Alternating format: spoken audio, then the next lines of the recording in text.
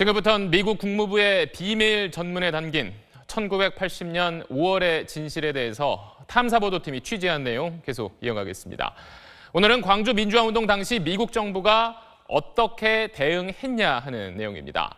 미국 정부가 신군부의 무력 진압을 용인했다는 의혹 제기와 정황은 그동안 많았지만 확실한 물증이 없었는데 SBS 탐사보도팀이 미국이 최종 무력 진압을 사실상 용인했고 또 자국 입장에 관한 성명을 내면서 신군부와 상의까지 했던 사실을 확인했습니다. 그럼 먼저 최종 진압 작전을 앞둔 시점에 미국의 움직임이 어땠는지 박세용 기자가 전해드리겠습니다. 계엄군의 최종 진압 작전 돌입 13시간 40분 전인 80년 5월 26일 오전 10시 20분. 글라이스틴 당시 주한미대사가 미국 국무부에 보고한 긴급 전문입니다. 최광수 대통령 비서실장에게 27일 0시부터 진압작전이 시작된다는 말을 들었다는 내용입니다.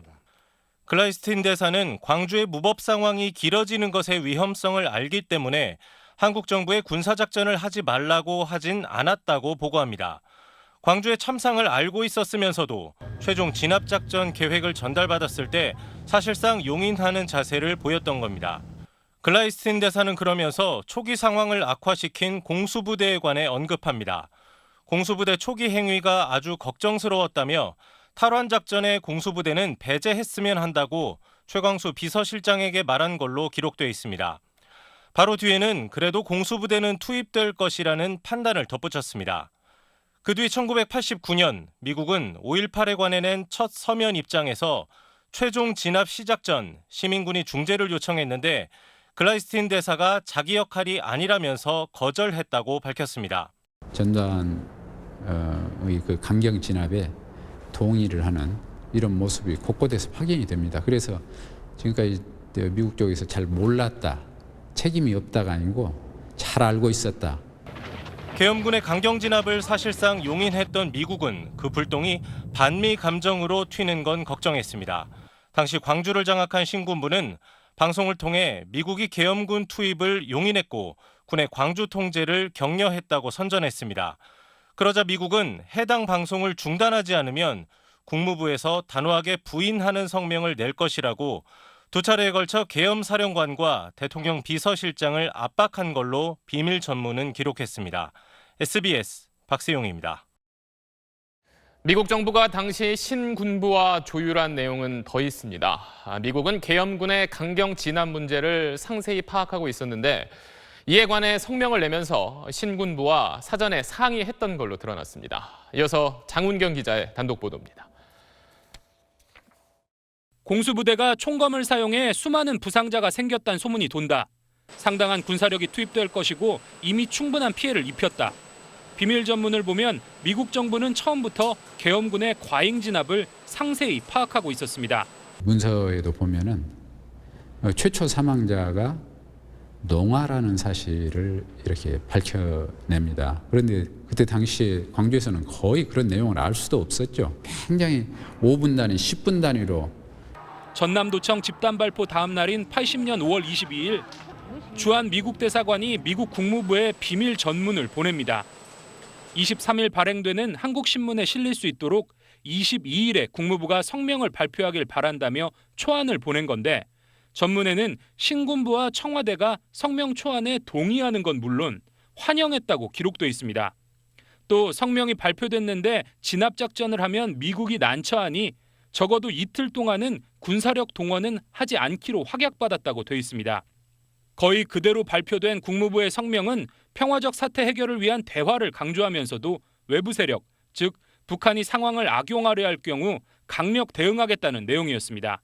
군인이 벌이고 있는 잔혹한 살상 행위를 가로막을 수 있는 건 미국이지 않을까. 광주에서 자행되고 있는 군의 잔혹한 진압을 이게 제어하는 영향력을 행사했어야 되는데 성명은 한국군 이동을 통제할 수 있는 미국이 강경 진압을 막아줄 거란 기대를 저버리는 것이었고 그래서 신군부는 환영했던 겁니다.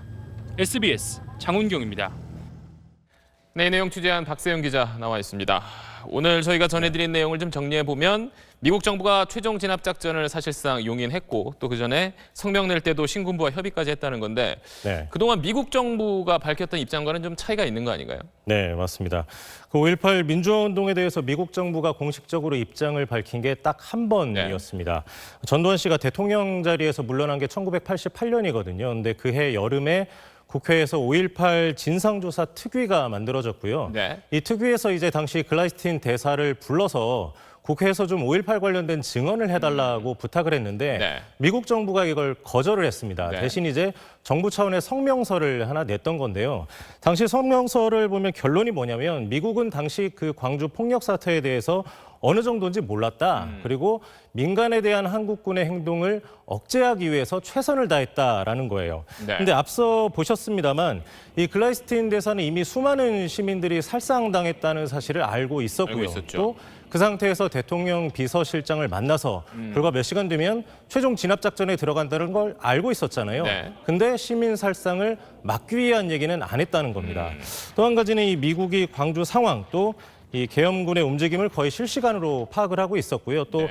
앞서 나갔습니다만 이 국무부 성명 내용까지 상의를 할 정도로 이 신군부와 의견을 조율하고 또 정보를 교류한 사실이 처음 드러난 것도 의미가 있습니다. 네. 그리고 어제 저희가 전해드린 내용이 전두환 씨가 광주 최종 진압 작전을 결정했다. 또 관련된 전문 내용을 전해드렸는데 이와 관련돼서 오늘 법원에 좀 결정도 나온 게 있어요. 네, 광주지방법원에서 오늘 가처분 사건의 결정이 하나 나왔는데요.